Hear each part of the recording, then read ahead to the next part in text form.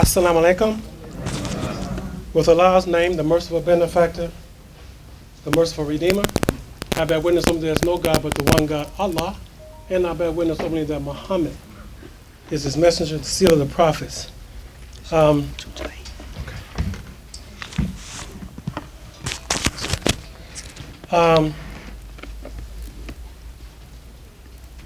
wanted to make just a quick announcement.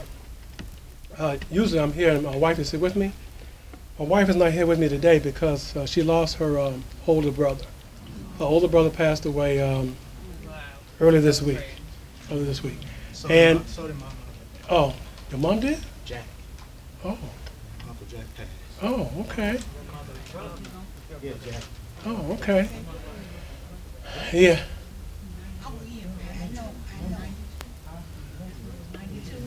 Yeah. So she's usually here helping me do the presentation and things on first Sunday. She's not here because she's working and handling all those arrangements and stuff.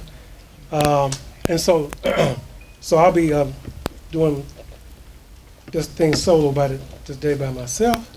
So bear with me as I move back and forth between the camera. We are, and let me start it now.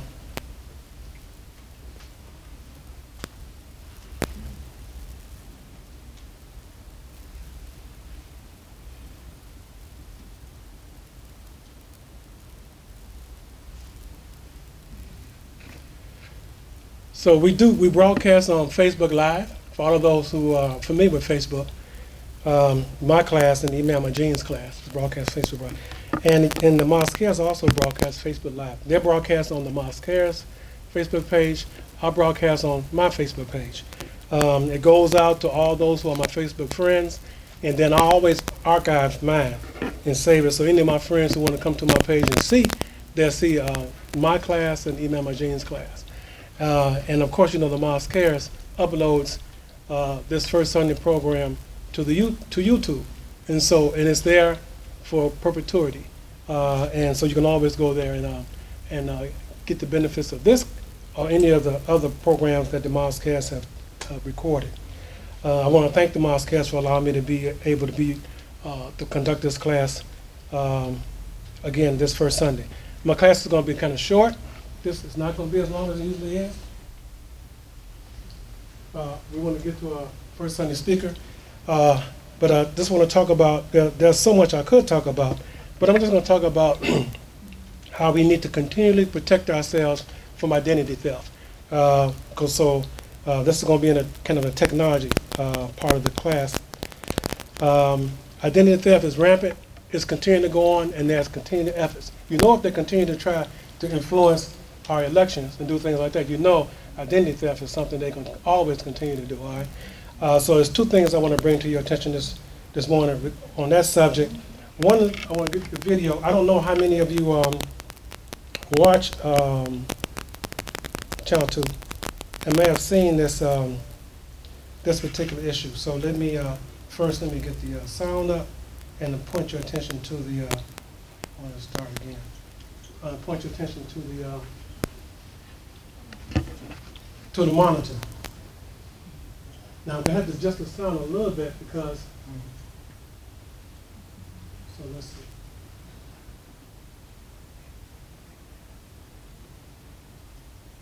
And that's my phone.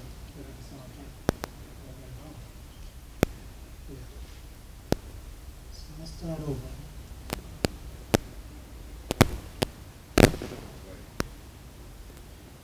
Okay, I got it all the way up. So, I'm not on here. So I'm not on the same line. So just give us, you know how technology is here.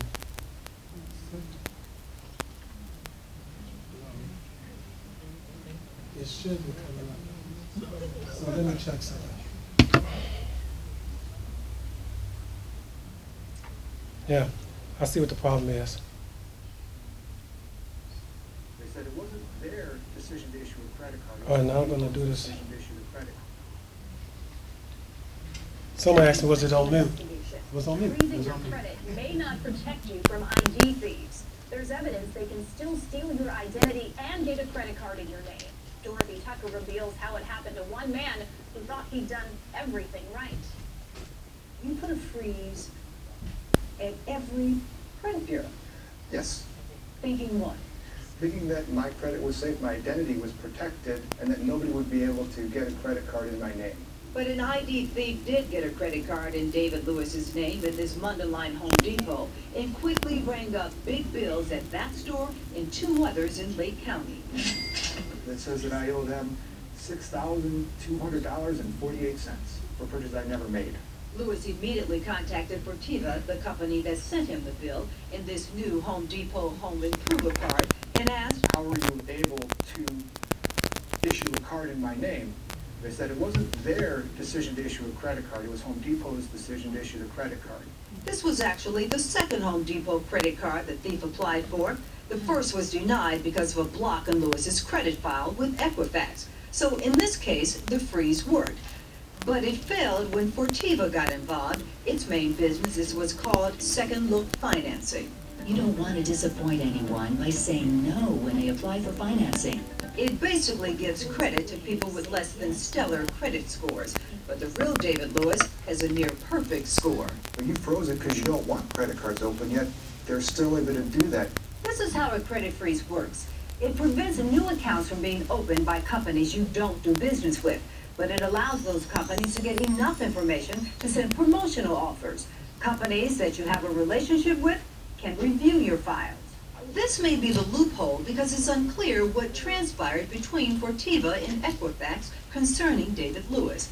His credit report shows Fortiva contacted Equifax on May 26.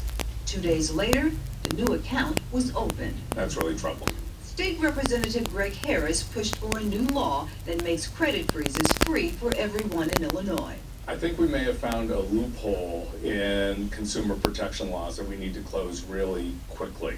Even more troubling, it's happening elsewhere. We searched records from the Consumer Financial Protection Bureau and found two similar cases this year in Georgia and Texas. What we're trying to figure out is what do we need to do to respond to it to protect people. After our calls, Home Depot and Fortiva erased the fraudulent $6,200 debt. Fortiva removed the account from Lewis's credit file. Equifax called this a unique situation and said it has taken appropriate steps to ensure it won't happen again. I don't think that would have happened if it wasn't for Channel 2's involvement in the process. Lewis remains concerned something similar could happen to others. Is this the start of a new wave of identity thefts? Dorothy Tucker, CBS 2 Investigators.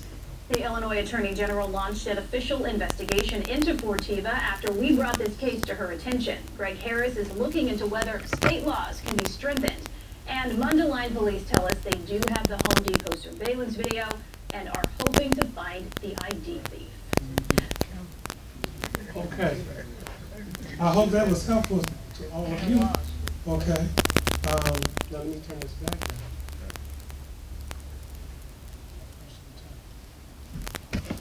And then I want to bring just a couple other things to your attention. Then I want to go ahead and yield to our next speaker because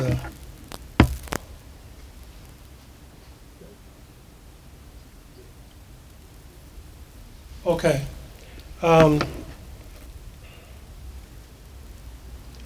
The real, thanks. Sister. The real way you now to be able to protect your identity is you have to continually check your credit report. Remember I told, I always say that even if you put a credit freeze on your account, you see how these people were able to open up a credit card and your name.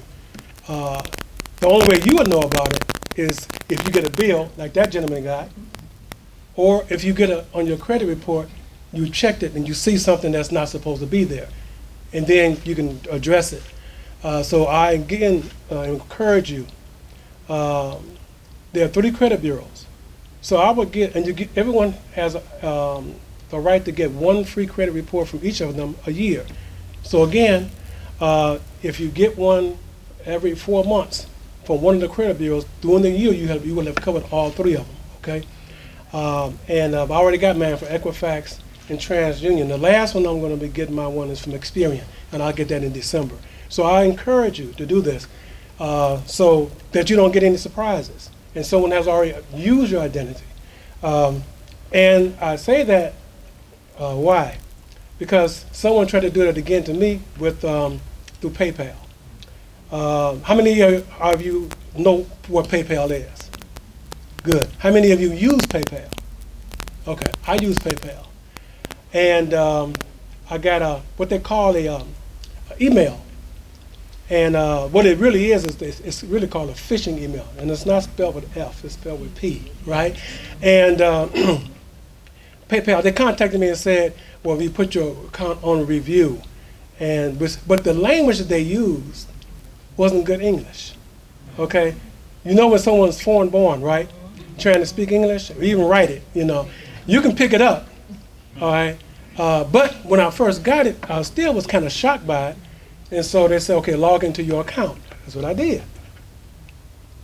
I logged in, but nothing happened. Then the next thing said, okay, you need to provide this information again, right? And I said, and I looked at the form, right? It's like setting up a whole new account. I said, wait a minute. Why would I need to give them all this information again? They already have this. If they put my account on whatever they put it on, right? So I go to my accounts. Now, I usually use my phones. I have two. I have one Facebook Live with the 10, iPhone 10. This has Face ID. That one has fingerprint ID.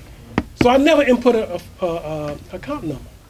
I just put my fingerprint in and go in, or I hold this phone up to my face and go in. That's how I go into my accounts.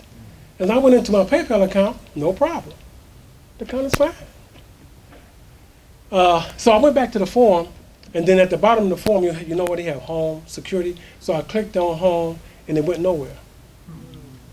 It said the page is not found. Then I clicked on security. This page is not found. That's when I knew that the form was fraudulent, right?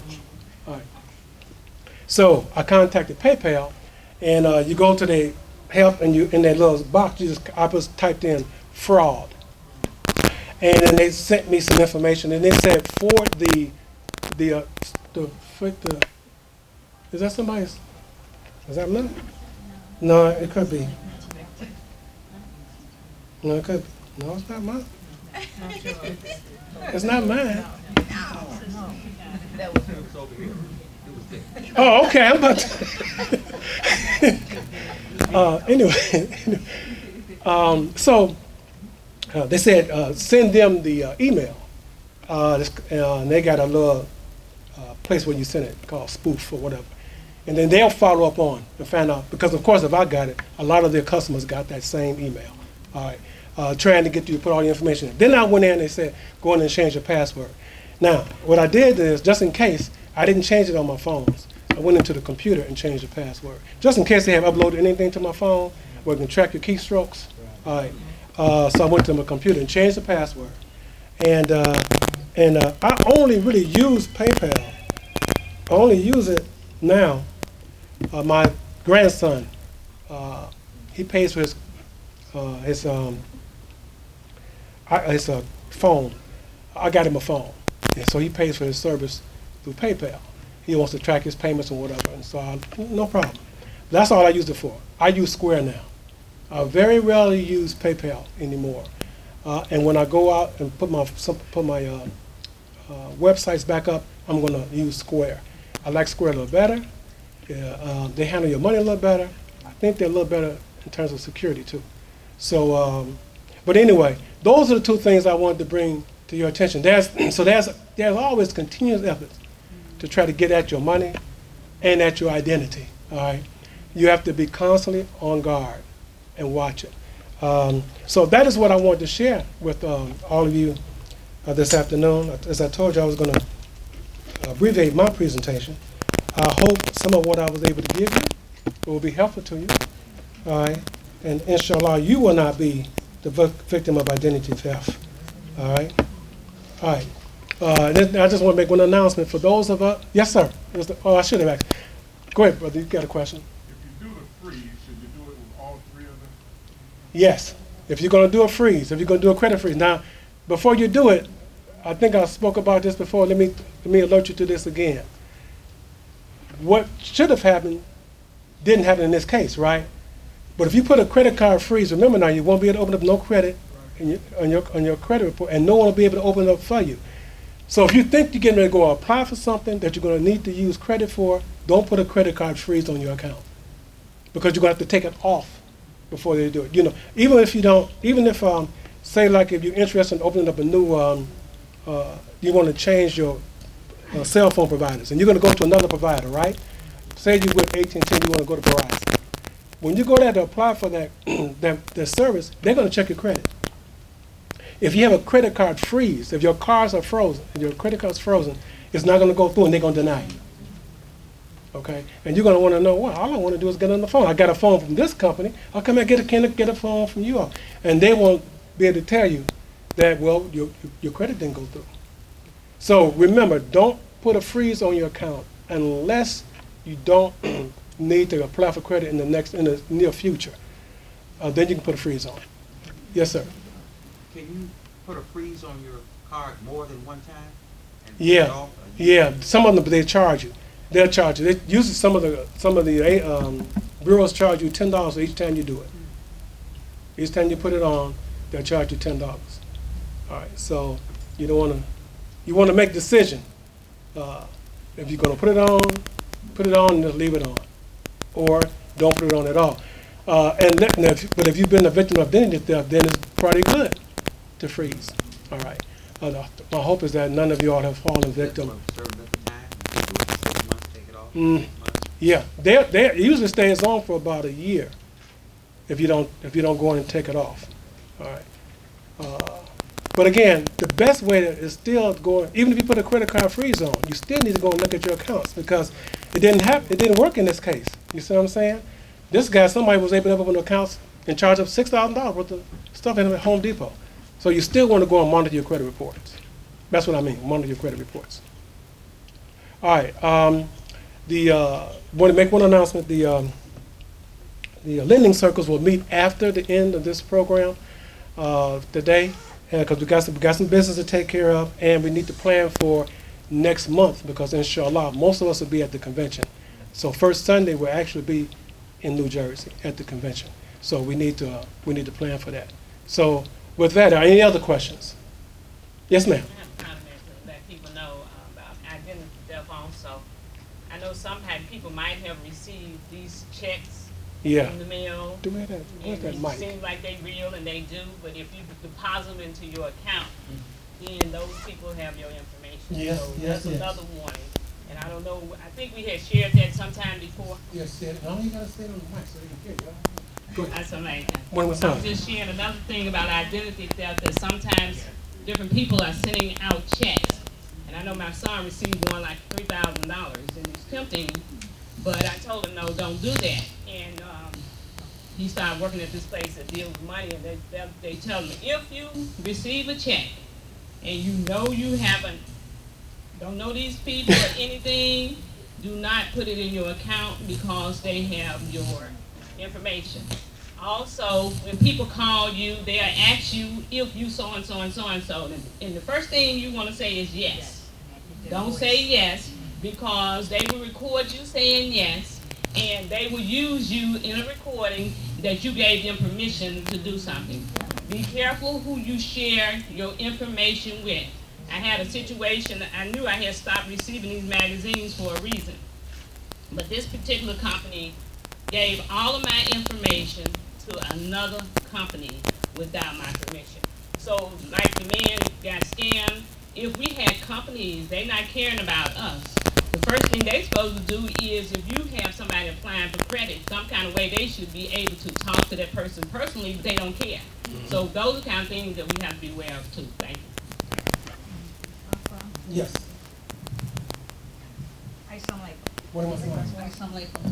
That's all. I work with seniors, and my seniors get these scams all the time. As a matter of fact, last Sunday I got a call from ComEd. Well, he said he was from ComEd. It was a foreigner. I said, ComEd don't call you on a Sunday. Right. ComEd is not going to call you. If you're late with your bill, they're going to send you a red notice.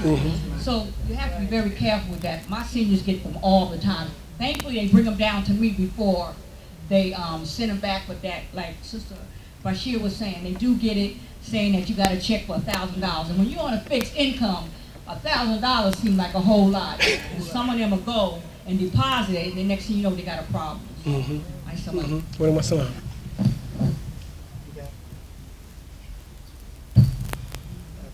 One question. You have another One question. Yes. Oh, yes, Imam, Brother Imam. I just want to know, is there any scam in this? I got my tax notice for August. Wait, Brother Imam. I got my tax notice, Cook County tax notice for August, and it said I owed $0. Are they good? It sounds good to me. That was not a scam. That was not a scam. I don't know how many of you noticed that there was some problems in the assessments. All right, and they're going to send. Some are going to get zero notice. Some are going to get refunds. Yes, they had it on It was on the news. So, no, you're in good shape on that one. This is for Cook County though. No, this is for Cook County. I don't know anywhere else. This is for Cook County. Yeah, yeah. So they did make an announcement for those, some who paid cash. They're going to send them back. They can send them a check. Some who paid by credit card. They're going to put the credit back on the card, and some put a zero on the tax bills. So I know that one's okay. Okay, that one is. All right. So just want everybody to be aware. Okay. Okay. So with that, brothers and sisters, I want to say thank you for giving me your attention. Thanks those who are watching on Facebook. And inshallah, now I want to bring up the president of the Mosque, Imam Mohammed II. And he can make whatever comments he would like